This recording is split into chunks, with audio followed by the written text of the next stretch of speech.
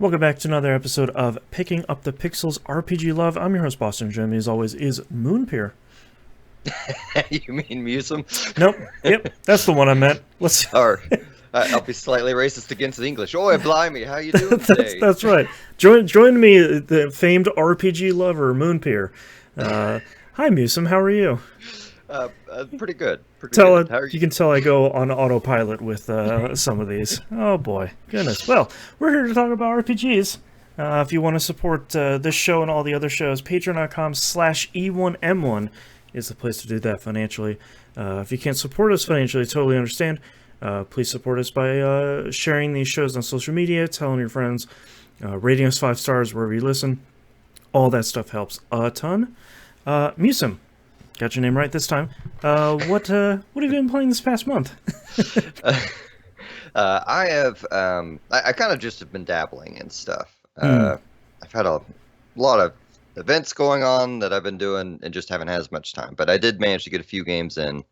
I kept on playing Shadowrun Returns. Okay. Until I got. So have you gotten? So where I got on this is they have an initial story section at the beginning, and at the end of that, the real story happens after like 4 or 5 battles or something like that. Okay, I'm near the end, so I just finished the funeral scene, way near the end. So I've gotten what I believe is most of the story at this point. I looked up a walkthrough, and it seems like there's like 2 or 3 battles at this point. My next thing is like, go infiltrate that cult headquarters. And I'm like, oh, okay, cool. Yeah. I will, but I have no money left, so okay. Yeah, so I decided, once I got to because I just did the funeral too, and I basically I got to the end of the funeral, then remembered the rest of the game and decided I really did not want to play through it again. Oh no, is the rest of it bad? It's I don't remember the combat in the last few missions being fun. I remember it being fairly frustrating. Sure. Because of the enemy types you're dealing with. It may not be as bad as I remember. I don't know. And you're a rigger, right? Yeah. Yes. It's been a couple weeks since I played. I'm trying to remember. Having a few droids, or mechs, whatever they're called in that game. Yeah, I think they're drones. Drones, that's it. Yeah. Yeah. Having a few of those will probably make it easier. I think I did a shaman, and I forgot that there's not like a lot of great payoff for being a shaman, especially since like one of the first characters you get that you can put in your party for free as a shaman. So it's like, yeah, I had a lot of problems. I liked the whole series of battles where you went and you fought that mad scientist doctor guy, the psychiatrist. I liked a lot of that stuff. I thought that stuff was pretty good. I kept running into a bug that I could reproduce where if I sent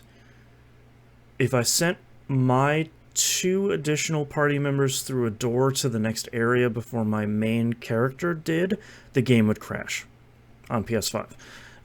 So I had to send like my main character in and then the other 2 characters, and they're like, oh, now we're in this other area. It's like, okay, that's fine. Like, that's pretty minor.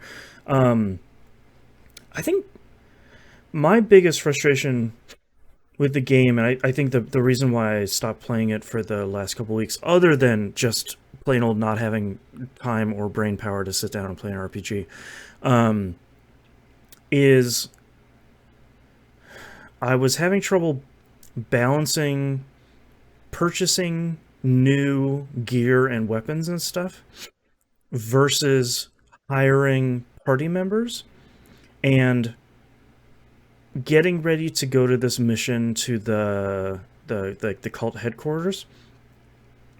I bought a whole bunch of weapons and like a new deck and stuff for my upgrades, and then I go to hire like 2 more people to fill out my squad, and I can't afford anybody. And the game wasn't offering me any options of like, well, go do these side missions to get a little bit extra cash, or go sell this stuff to go get a little bit extra money. So I'm sure there's a way to go do it, but I kind of hit that brick wall at that point. I was sort of like, even though the funeral battle was very hard and very long, I still came out of it pretty okay. But I'm really feeling the squeeze of, you have your main character and maybe someone else that comes with you, and then it's your responsibility to fill in the other slots. Like that's starting to feel rough at this point. Yeah. Well, and I don't think you have to worry about that much for the rest of the game, honestly. Okay. Because you're gonna have, I'm not gonna remember any of the character names, but basically I have no idea. Everyone who fought with you at the funeral is kind of your party for the most part for the rest of the game, if I remember. Okay, maybe I'm looking in the wrong place, because go ahead. They'll be in the menu when you go to hire them. So like maybe I'm not seeing them. Yeah, they're in. I feel like they're in the local one. Okay, maybe I'm making that up, but I'm 90% sure that's how that works, because that's the shaman character. I kept adding her to my party because I didn't have enough money to hire 3 other people to come with me. Well, and I feel like the game has been going great lengths to build up these people as like your kind of found family in this seamstress area. So I was kind of surprised that they're like, yeah, well, you know, good mission, bye, and like they leave, and I'm sort of like, well, I thought we were kind of a squad here, but okay. And I think they all made it out of that that mission. I don't think they died in that funeral mission, even though it was very difficult. Yeah, I'm not. Can they permanently die? Yeah, they can, can't they? I feel like the game warned me about it, about like, yeah, you can bring these people along with you, like whether you hire them or you bring them along with you as part of kind of the story stuff, they can die. So you really need to take care of them. Yeah. So the other games fix all this stuff, right? Okay. Because when I got to it and I remembered that, oh crap, it's going to be this Church of Universal Truth or whatever they're called, series of missions, that it's okay. Sure. It's probably, your first time through, you will probably kind of enjoy it, but I imagine you will also maybe never want to play through it again. Well, and I'm also, I think over the last week or so, as I've been preparing for this show, I've sort of been thinking like, maybe I don't necessarily want to go through the pain points of trying to get a squad together and maybe going in there with less than 4 people. Maybe I should just look up the story summary and just go to the second one. Like, I don't know if there's a good reason for me to, as much as I'm liking this game, there are 2 other additional games that are better than this. So, like, why beat my head against a brick wall when I can just go play the better ones? Yeah. You know? So you might, like, since you have the interest and since you've gotten this far and haven't played through it, you might just load it up and see if when you go to hire your Shadowrunners, if when you scroll down, if you see some characters that are 0 cost. Yeah, I'll have to go look and see if I can find them. It's been a couple weeks since I played it, so it will probably take me a minute to get back in there. But I so far I'm enjoying everything. The hacking stuff is, yeah, I don't think it's bad. Like, I really get what they were going for. It's just not fun. Like, the biggest problem for me is like, all right, we're gonna go hacking, and here's this giant, huge, wide open area that you're just gonna be trading turns with someone else you're in there with, and you're gonna go and shoot a couple of viruses or enemies or whatever 2 or 3 times, and they're dead, and then kind of repeat that, and then there's no fast way in and there's no fast way out. So they're like, all right, well, we're done hacking, so now we just have to hoof it all the way out, like past 3 or 4 screens to get out of here. And it's like, guys, none of this, like, it looks fine and it's fine. I just, you needed to be like, all right, we're done. Like we're jacking out of here. Let's go. Zoop. You know, yeah, it's fine. Yeah, the hacking was real bad in that first game. It was still bad in the first version of Dragonfall. I have not played. Okay. I've started the director's cut now. Like, because when I got to that part, I'm like, screw this. I know the second game's better, and I started up, and it immediately was better. like Dragonfall in Hong Kong, you get your own crew that all have stories and side quests, and that's great. Like it's a much more interesting set of stories. Whereas like Shadowrun Returns, like Jake Armitage, I'm pretty sure was in the Sega Genesis game, and that's the primary reason he's there. And like the Sega Genesis game, you wake up on a table in a morgue type of thing, you know, not dissimilar to this. And so like I feel like they were trying too hard to play homage to some of those old things instead of make something kind of new and interesting with it. Yeah, and they do some interesting stuff, I think, with some of the people you run into. Like there's that shaman lady you run into at the airplane hangar, where there's of course something wrong going on behind the scenes.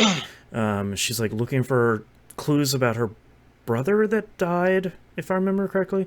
Yeah.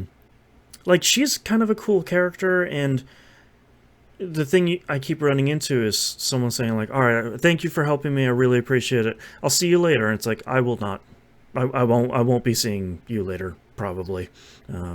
Which is... Yeah, she's one of your party freebies. Okay, maybe she's the one that is showing up after... Maybe I have her, maybe I made some sort of terrible string of decisions in this game where it's like, can I join you? And it's like, no, thanks, bye. You know, like accidentally picking the wrong choice. Yeah. I don't know if, well, no, I don't know that there are any like I think they're all in that menu. You just gotta, it does the annoying thing where they don't put the free characters in the list first. I think I was probably scrolling a little bit and being like, oh, they're just getting more expensive and I have zero money. This is not the direction I want to go. But also, like, even if you had noticed it, she would have been the only free character available to you up until now. Oh, okay. So, like, you would still be broke, just not as broke. Yeah. And the next games do not have that problem at all. You, like, Dragonfall, you start out, this is your Shadowrun crew. Like, you go in and, you know, things happen and the story ignites. But everything about Dragonfall Director's Cut feels infinitely better than the first one. Like, it's amazing how it's almost still the same mechanics, but somehow there's a different feel and flow to it. And it, I don't think I've hacked anything. Maybe I have. No, that's right. There were a few things where, like, they have more things in the environment where it's like, if you have a decking skill of 2, you can do something here. Okay. And it's not like you can hack and go into the Matrix. It's like, oh, you can hack this thing and a computer will blow up next to these guys and do damage. So more like that. Yeah. That feels better. They still have the Matrix stuff in there. Oh, sure. And I remember one of the more frustrating Matrix missions was in Dragonfall, because you have a guy in there that you have to defend while he's hacking it. Oh, boy. And I don't remember. I'm pretty sure that's this game, because Hong Kong, they redid the Matrix mechanics, and it's still not great, but it is way better than the first 2 games. Okay. And hopefully Dragonfall got some of those upgrades, but I don't know. I don't know if they put that much effort into the director's cut or not.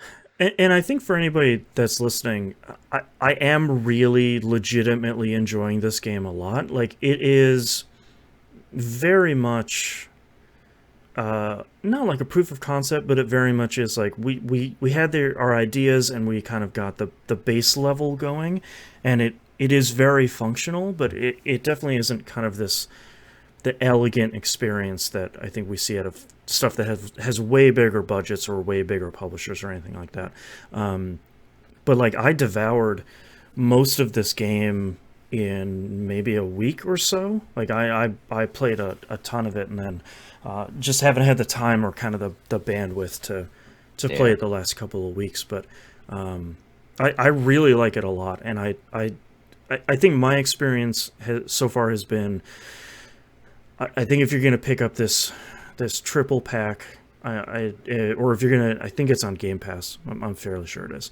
If you're gonna pick that up, like try playing through the first game. It has a good tutorial about how to play these games, especially if you've never played a turn-based kind of XCOM sort of hover thing. But I think keep in mind that it is not like a rough product, but it has some rough edges here and there. Yeah, and man, one thing they do differently, or that maybe I should have mentioned a long time ago, most of your healing spell magic just heals the immediate damage that character just received. Yes, yeah. It is. I. It's a little weird. Yeah, every time, every game, I'm like, why didn't it heal anything, or why can't I target anyone with this spell? It doesn't let you target them if it hasn't. Yeah, it's like, well, you took that damage 2 turns ago, and it's like, oh, right. Yeah. But anywho, those games are great, and honestly, you're talking about 3 games for $40 or whatever it's going for now. Anyway, yeah, if you don't have Game Pass, so yeah, it was like $30-$40. Like it wasn't for 3. Even the first Shadowrun Returns. Like I've still been playing it for 12 hours or so, and I'm not at the end. So like it's a pretty good length. It's not like The Witcher 3 where it's 150 hours. It's it's a sub 20-hour RPG, which nowadays is pretty nice. Yeah, well, and I think that's the only one that's like that. I think the other 2 are like 30 or 40 hours. Oh, nice. Okay. Because there's a lot more, way more meat in Dragonfall in Hong Kong. Okay. A lot of the fan base seems to like Dragonfall Director's Cut the best. Okay. I will have an opinion, I guess, about that at some point over the next month or 2. right. But right now, my favorite's Hong Kong. Okay. There's just something about I really enjoyed the party members, particularly in that one. And that one does have a party member that, like, when it comes time to recruit them, you can just straight up murder them. Like, that is an option. Okay. But that's the good he's stuff. a great character, so you shouldn't murder him. Right.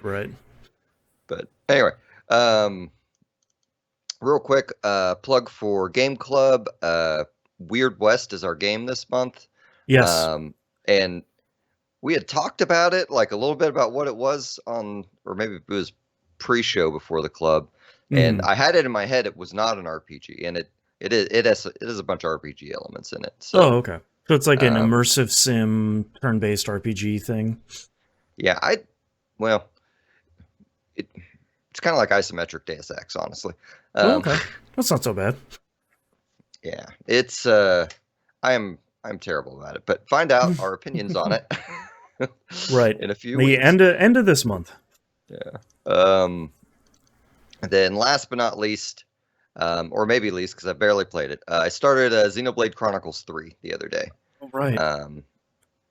That is, man, it's kind of like starting a Xenosaga game, honestly. It's like, I'm just not going to play. I'm going to watch this cutscene for an hour.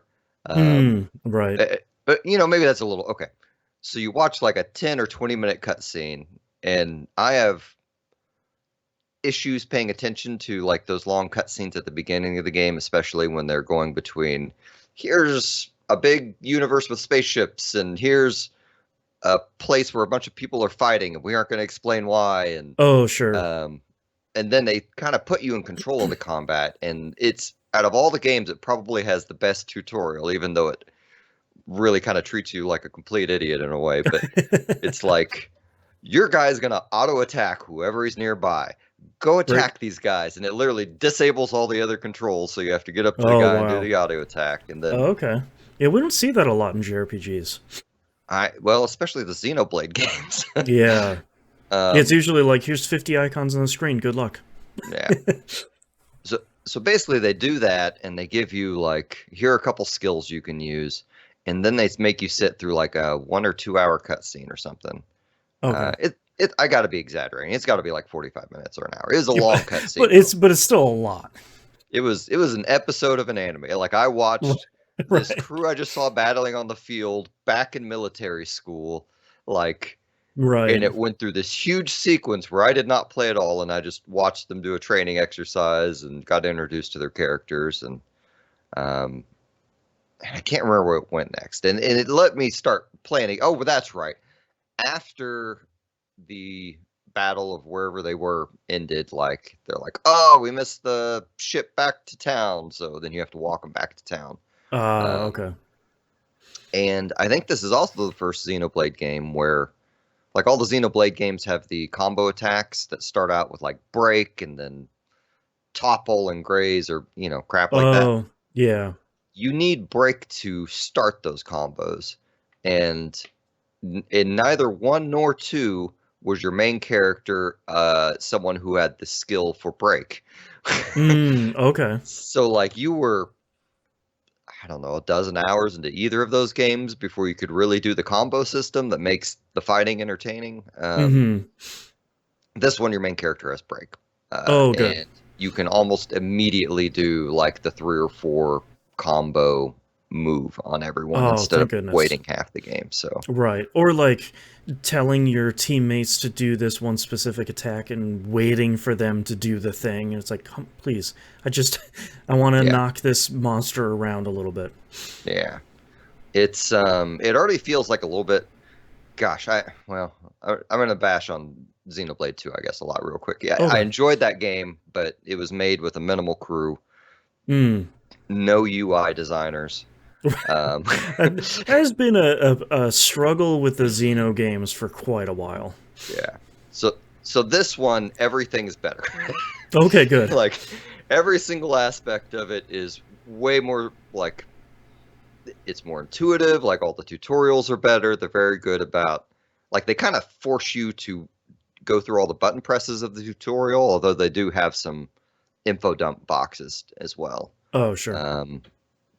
But all the exploring and running around tools feel good. The character costumes are not like not like Xenoblade 2. Yes. I'm sure there's a pyro equivalent character running around somewhere that's half naked. But I feel like the enduring legacy of Xenoblade Chronicles 2 is like, this is a really good game, but graphically and design-wise, there's a lot of unfortunate stuff going on. And a lot of what I've heard from people in 3 is like, they don't do that from 2. So if you had a problem with that, or 3's gotcha. Don't worry. Yeah, like everything's better. They're still using British actors, which is great. I love it. I love that. Like, oh, we weren't going to bring this game out to the U.S. in the first place. That's right. We'll just do the one we did in Britain, and forevermore, we're just going to use the Britain. The Monado! I haven't heard any, like, wonderful, like, yelling between... It's Rhine time! Monado Rhine time. The power of friendship. That's right. That's right. But, yeah, I'm barely anywhere in the game. Unfortunately, like, I ordered the collector's edition, and I just got my physical copy a couple days ago. And a couple, like, I think it was last night, or maybe it was the night before, I was like, I probably should have something more to talk about on this podcast. And then started that and was like, oh, this intro is long. Right, this is like a real commitment here. Yeah. Anyway, I will report back more on that game next month. Nice. And that is all I've been playing. How about you, Boston? I've been taking a little bit of a break from it here recently, but the Final Fantasy V 4-Job Fiesta continues. It ends at the end of this month.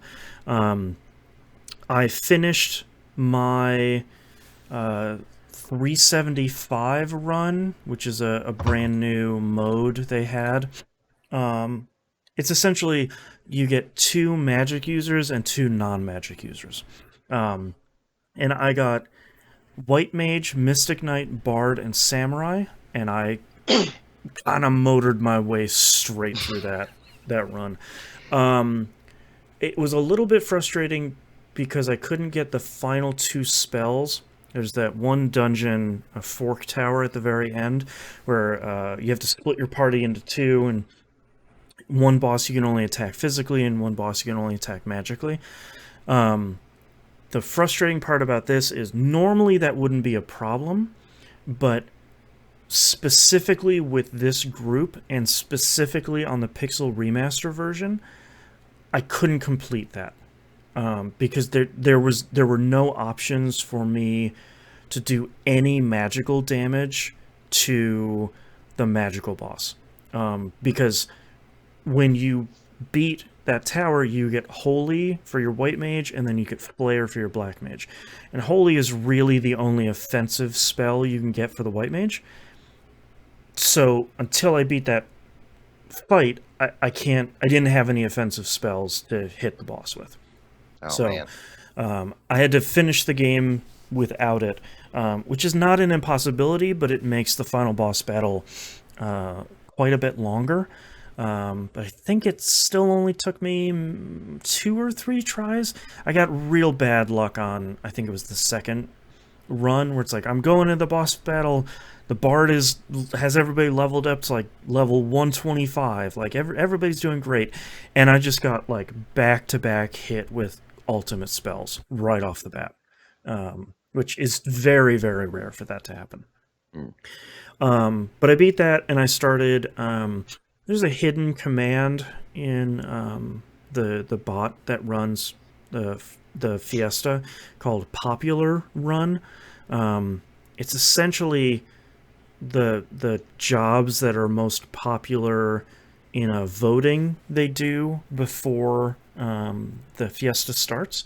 I haven't done one of those in quite a while, so I started one, and this run that I'm in is Knight, Time Mage, White Mage, and Dancer. So far it is an incredibly powerful and incredibly smooth run that I'm going through. I haven't had any time to run through it lately, unfortunately, but I think I'm starting World 2 in that, and it is going pretty swimmingly with that group. So, and the Pixel Remaster is the version that continues to be really great. I think if you have the means to do so, I would still probably recommend the Game Boy Advance one a little bit more than the others. I think because there are more beneficial bugs in the Game Boy Advance one. I think the real strong suit is for some groups. The auto battle is great in the Pixel Remaster version, because not only does it speed up battles, but it remembers your last command. So like if you have a bunch of magic classes, or you have a bunch of like you have a ranger and you want to do X attack over and over again, you can just hit auto battle, and every battle you go into, it's going to do the same thing. So that has been pretty great, but still, it will be, until it gets resolved, it is immensely frustrating that none of these games are available on any console. And I think that's still a really wild thing, and it's a real bummer, especially when the Fiesta comes around. So, Square, please help out. Next up, Division 2. They were, I don't know if it's over now, but there was another season, like their first season back, now that Ubisoft has told them that they're recommitting to the Division 2, and the team was like, oh, okay, I thought we were done with that, but okay.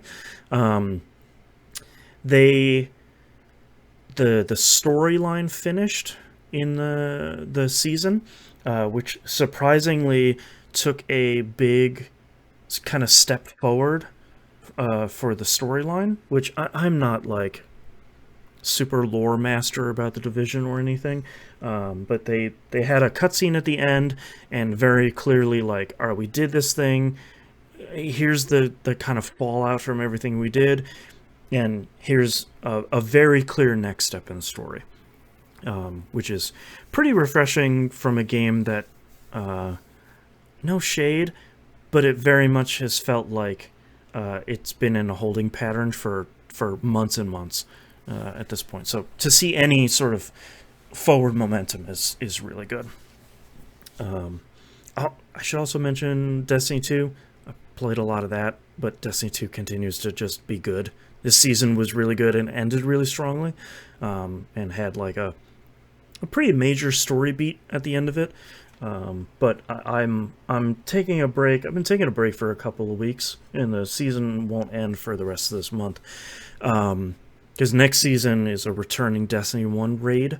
So I think all of us in our group will be hitting that season pretty hard. So I think we're all kind of taking a breather here to not get burned out.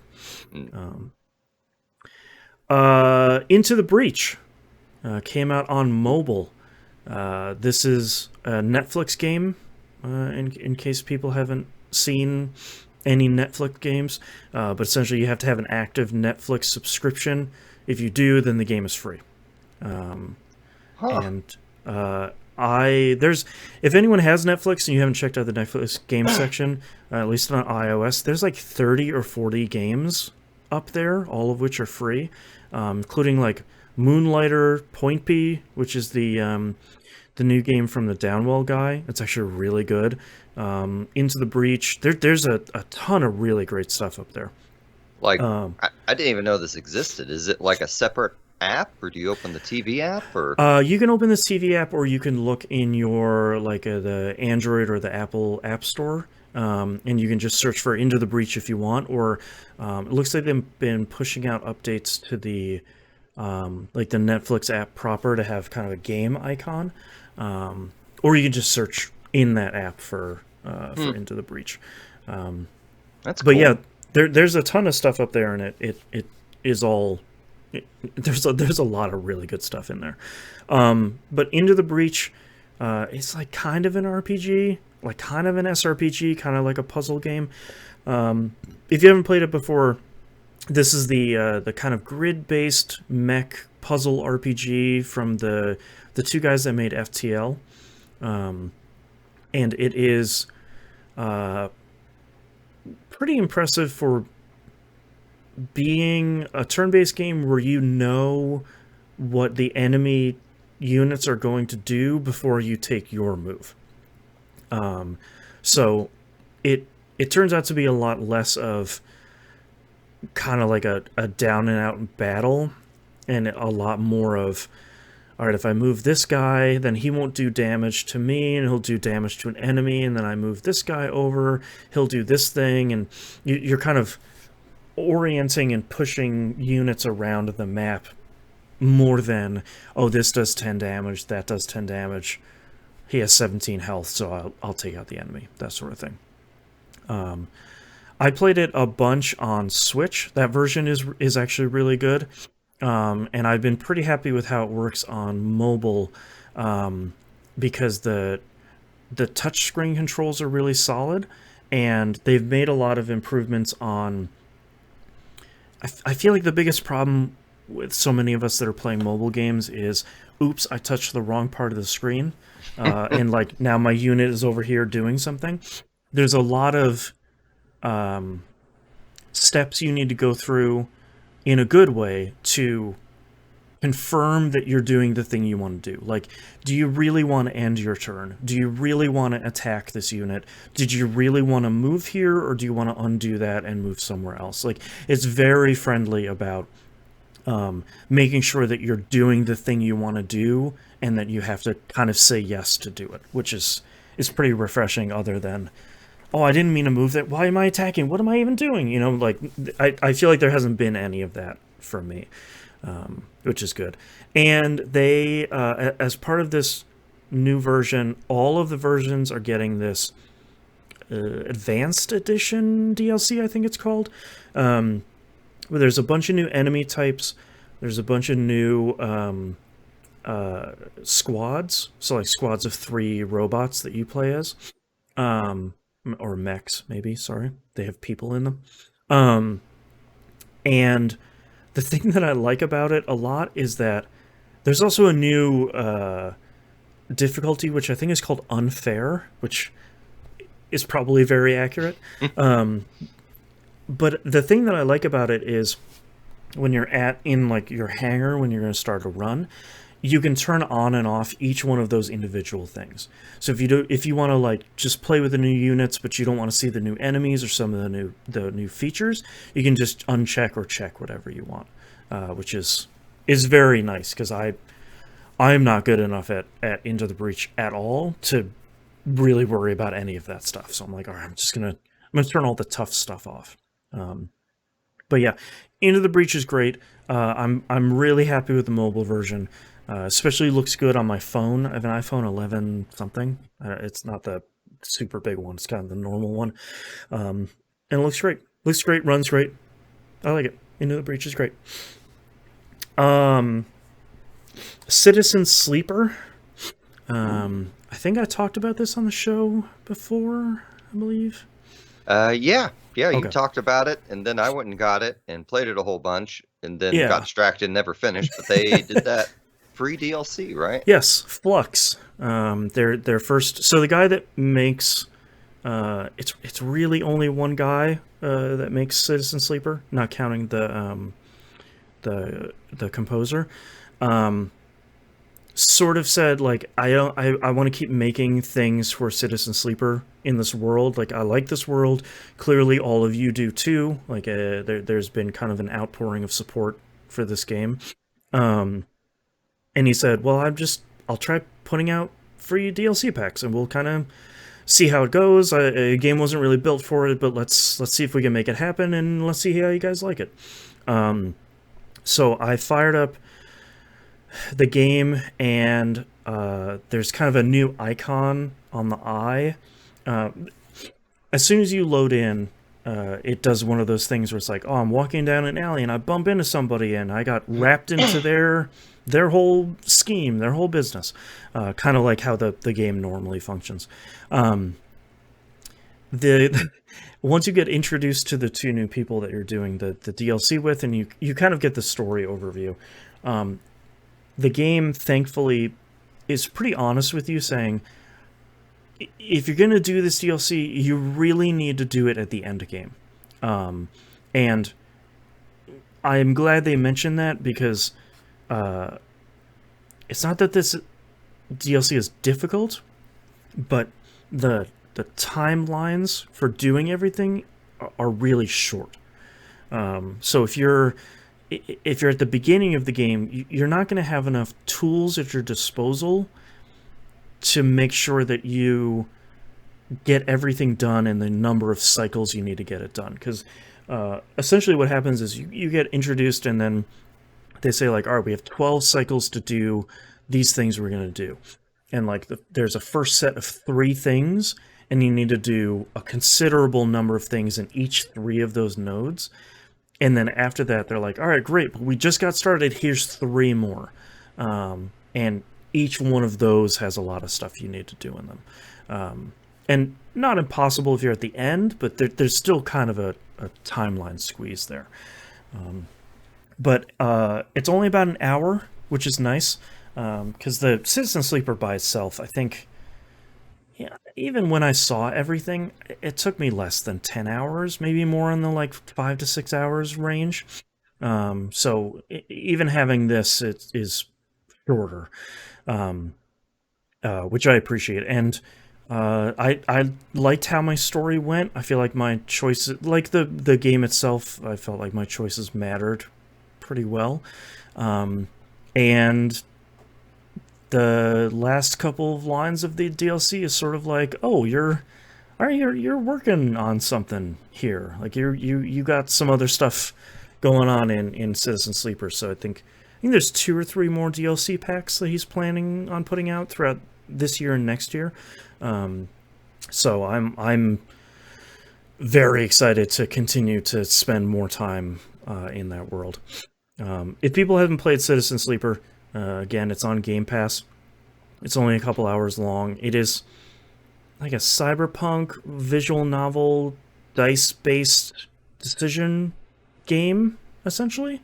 It is an RPG because you're kind of leveling up through your decisions and putting stuff into a skill tree, which makes a huge difference in the game. Your starting class doesn't really matter. Kind of how you build your skill tree matters a lot more. But man, Citizen Sleeper is great. Great writing, great art, incredible soundtrack. I can't sing the praises enough of this game, and it is very high on my Game of the Year list so far, largely because I think it's a cyberpunk game that it deals with the realities of the genre a lot. Of like, yeah, corporations are terrible, and the digitization of consciousness and kind of the grafting of cyber components onto a physical form, and it's kind of asking and dealing with all the kind of standard cyberpunk stuff that I'm always 100% into. But I think for me, a lot of cyberpunk stuff can wallow a little bit too much in the misery of it, of like, well, these corporations are inescapable and our situation is inescapable, and the only solution is by escaping into VR or escaping into the digital realm in some fashion. As much as I like, let's leave this fleshy corpse behind and go into the internet permanently, like, I think that's a cool idea. But I think too often it's a little too married to the idea of we need to escape from these terrible things. And the thing that I like so much about Citizen Sleeper is that so much of it is carving your own place with your people in this unwelcome world, in this kind of unwelcome system that the corporations have built. And I think for me, that positivity, even if it's, eking out as much as you can, I think that's really attractive to me for cyberpunk stuff. Especially because I feel like we don't see too much of that. Again, I haven't played Cyberpunk 2077 yet. I've got a 5-year-old in my house. There's no way I'm going to be able to play that anytime soon. So I can't speak to the largest source of cyberpunk criticism over the last couple of years. But I appreciate that Citizen Sleeper has more of a positive bent to it than a lot of the other stuff. It deals so much more with like a lot of the mundane aspects of cyberpunk that you generally get out of like a movie or a TV show or a book, but just is never usually present in games. Just in terms of you have to get a place to live and get some income, and like how are you going to maintain the health of your robot body? Yeah. It's like the stuff you deal with in like a tabletop RPG, but not a game usually. Honestly, I feel like they took like the idea from I was hoping I remember the game before I got to it. The other DICE visual novel game. No, what? Tharsis? No, this one is an isometric one where you play the cop, the drunk cop. This is the police? Nope. I guess that's kind of a similar game now that I think about it. Gosh, okay. Drunk cop. Drunk cop. Visual novel. Oh, this is killing me. This is some premium podcast content. Yeah. Well, the Disco Elysium. That's what I was trying to think. Oh, I just bought that for PS5, and I'm like looking for. My kid's going to school pretty soon, so that's on my like short list of things to start checking out. But yes, it reminds me a lot of from the outside looking in. It reminds me a lot of that. Yeah, like it takes those mechanics and just gets rid of the isometric view. And I got stuck on Disco Elysium, and sure. Unfortunately, Disco Elysium, you have to come up with money for places to stay too, and I've not gone back because I'm like, I have to get past this guy. I don't know how to get past this guy, and I'm about out of money. Right. So I gotta deal with that someday. But Citizen Sleeper reminded me of kind of one person making a very focused, more simplified version of that I think is honestly better in a lot of ways. Although maybe I shouldn't say that. Disco Elysium has some super fans out there who might hate play right. Citizen Sleeper. Don't do that. But you can tell Citizen Sleeper like is really a kind of a passion project. Like this is the story I want to tell about my world, and I think we see that a lot in indie games, but I don't think we see a lot of that in a lot of cyberpunk stuff, especially not like a visual novel sort of thing. And I appreciate that. I did really like Tharsis, which is the game that most reminds me of Citizen Sleeper. That was a very similar thing where kind of at the beginning of your turn, you're rolling X number of die and you're slotting those into. You're on like a space expedition to Mars, I think, and everything has gone wrong.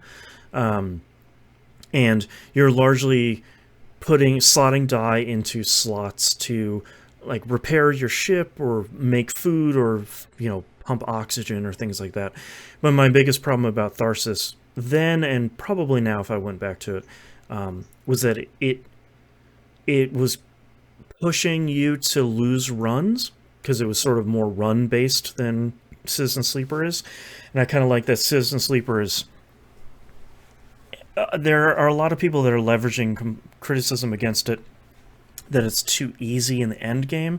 Like you can really easily fix your body, and you can really easily get food, and you can really easily get a place to stay for free and stuff like that. But part of what I like about Citizen Sleeper is you've done all that work to carve out a space for yourself in the eye, the giant space station, and you get to kind of reap the rewards of that hard work, which I don't think you get in a lot of these games. So yeah.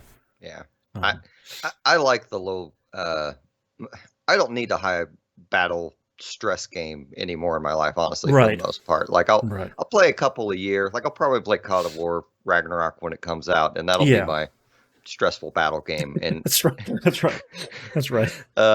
Everything else, I want to experience kind of the world and the story and the ideas and things like that, you know. So like there's a lot of appeal, and it's not an expensive game either, you know. Like it's exactly. $10 or $20 or something.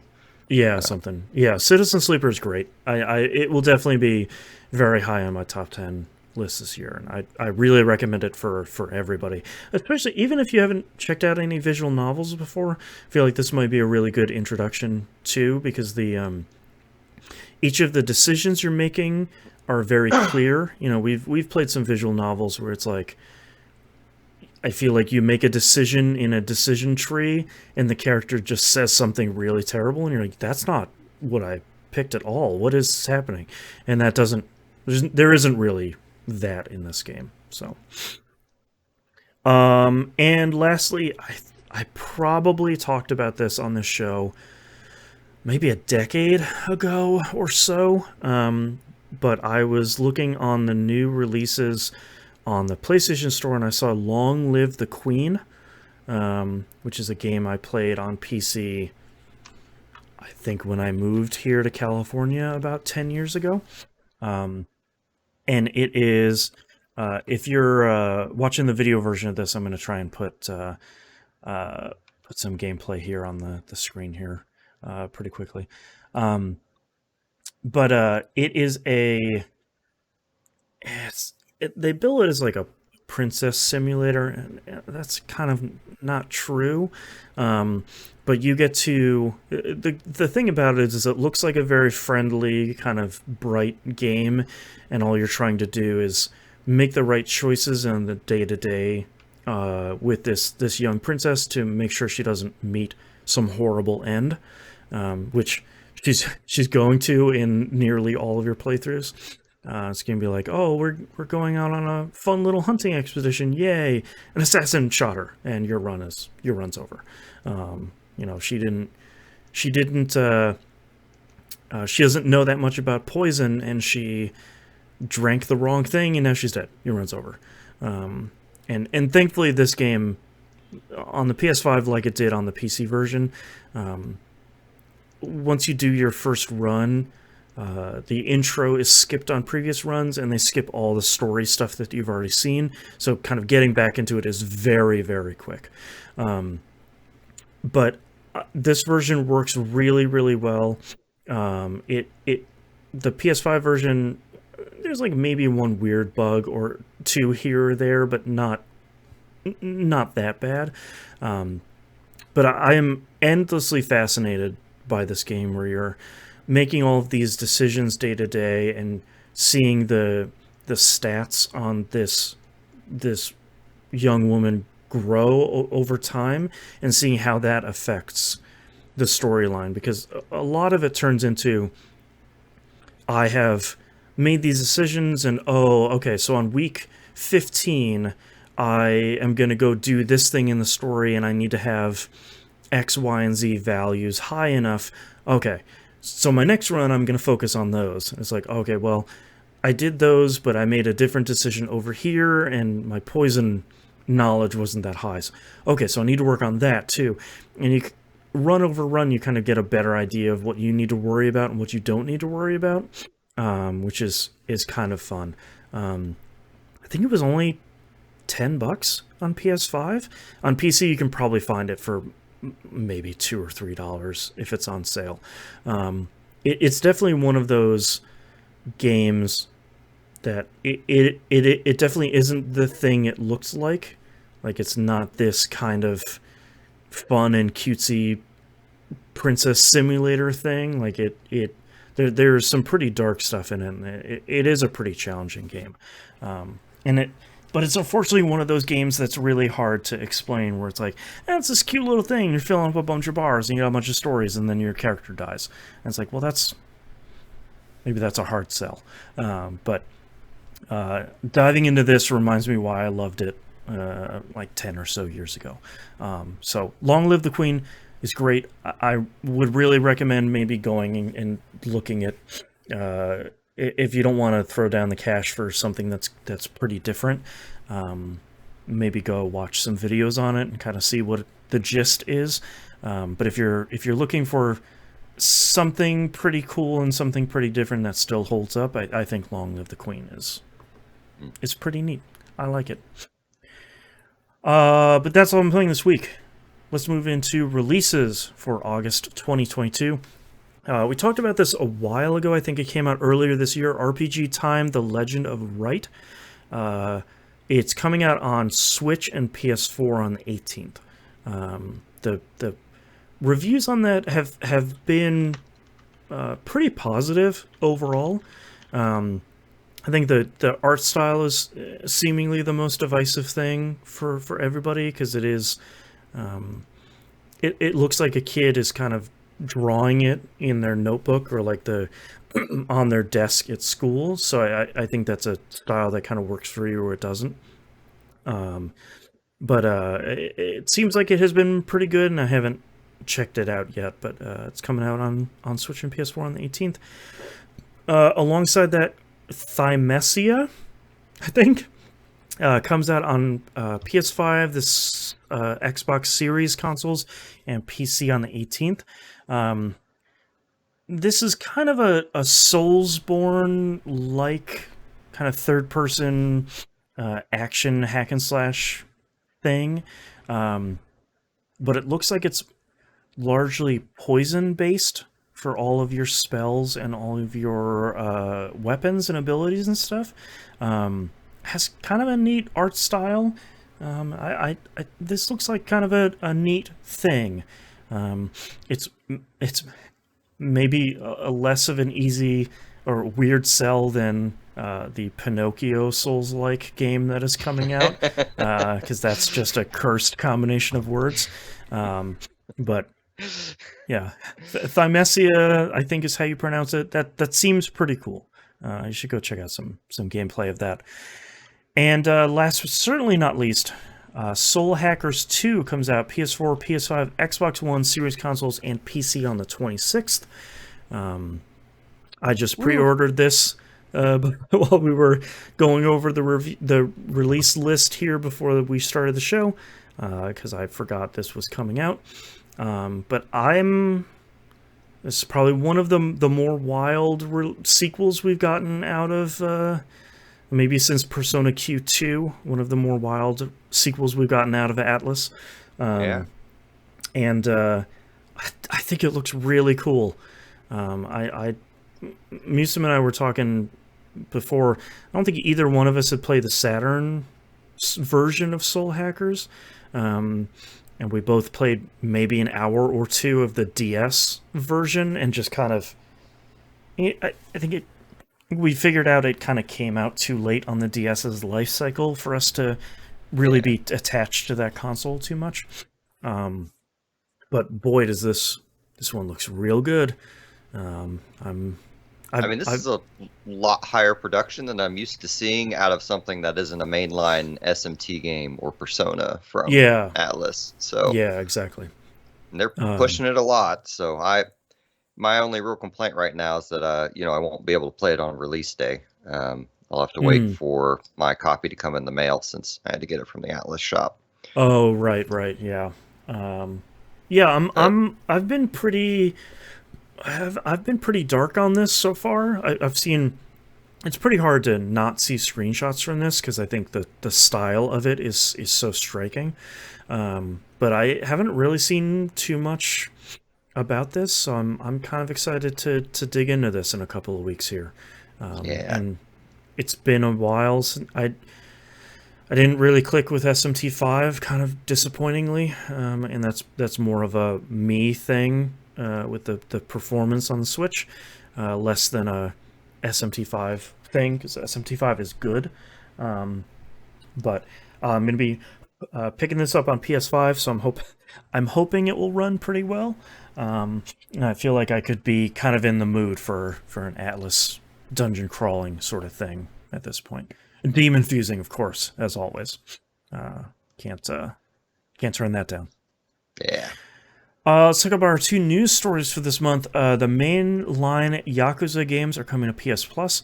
I looked, and it looks like they're still all on Game Pass 2, at least at the time of this recording.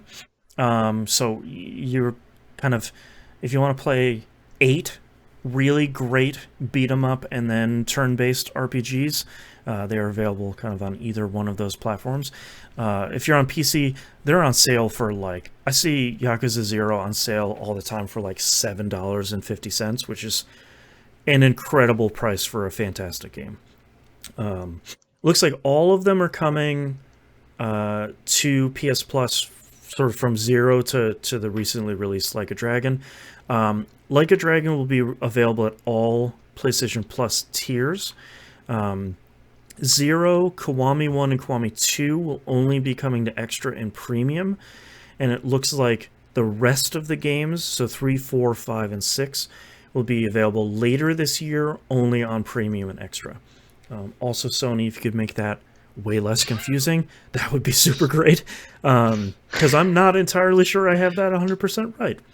I was going to say, as you were talking, I'm like, there's no way I'm probably... I don't know. I own them all anyway, but it's except for Like a Dragon. Right. But, gosh, their tier system is a mess. It's a very Sony thing of let's complicate this all the way. We've talked about the Yakuza series before. If you're looking to start playing them, 0 is probably your best starting point, because that's kind of the beginning of the beat-em-up games. And then you can play Kiwami 1 and 2, which are remakes of 1 and 2, and then 3, 4, 5, and 6 are all kind of upscaled remastered ones. Or you can start with Like a Dragon, which is kind of they're starting a new character's journey with Like a Dragon, and they've moved it from an action beat-em-up game to a turn-based game.